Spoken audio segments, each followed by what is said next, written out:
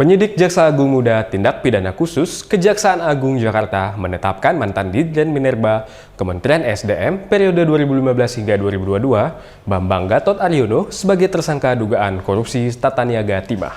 Tersangka mengubah rencana kerja dan anggaran biaya RKAB tahun 2019.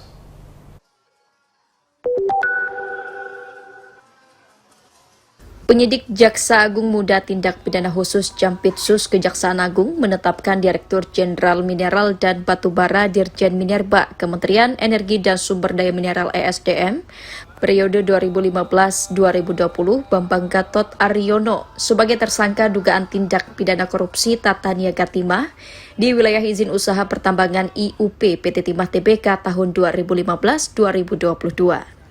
Usai pemeriksaan, tersangka langsung ditahan untuk penyidikan lebih lanjut selama 20 hari ke depan di Rutan Salemba, Kejagung.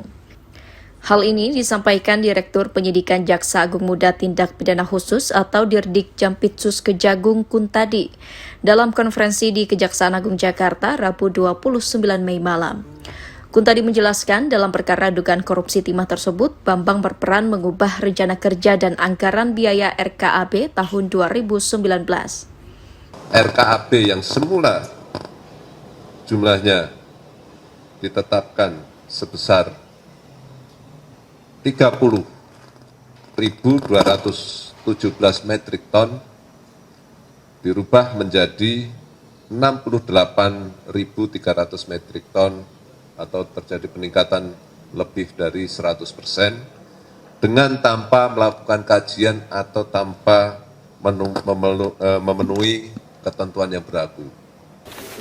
Diketahui Kejagung telah mengungkapkan nilai kerugian negara dalam perkara dugaan korupsi timah tersebut mencapai 300 triliun rupiah.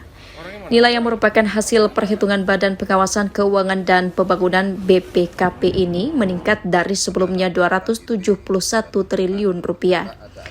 Hingga kini, Kejagung telah menetapkan sebanyak 22 tersangka dalam kasus ini lantaran diduga bekerja sama melakukan bisnis timah ilegal. Dari Jakarta, Setian Kaharviana, Sanyadinda, Kantor Berita Antara mewartakan.